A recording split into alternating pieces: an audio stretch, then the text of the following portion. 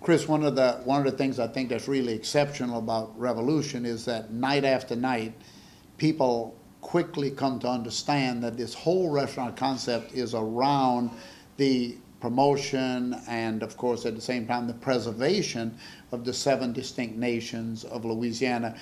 Is that what you find the conversations in the kitchen to be as well between the chefs, identifying those nations in the food? I think a lot of especially our new cooks, are really kind of shocked to learn that there are 7 nations, and the food is, we have the Italian influence, the Spanish influence.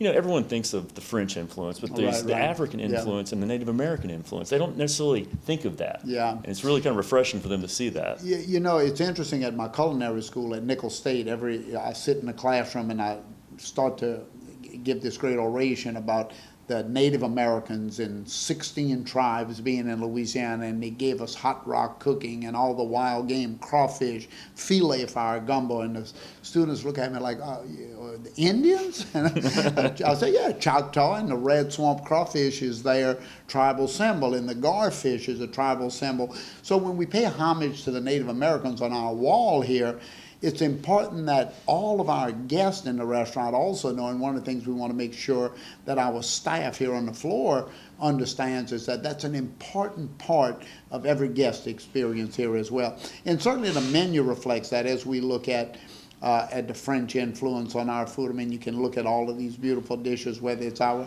death by gumbo, the Creole gumbo, or if you look at, we talk about Spanish, all of the great spices in our food. I mean, when you think about our hot spices, all Spain, right? Absolutely, absolutely. We have the great paprikas from Spain. We have the tomato sauces that are influenced with, adding the lemon to them, and and then we have these great Italian pasta dishes too. Yeah, well, and again, Italy, of course, and it's on this wall as well.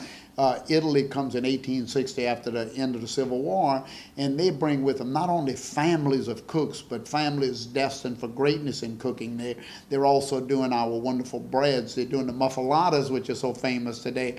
But at the same time, the olive oil, all of those wonderful things, the cured meats. We have cases of cured meats here.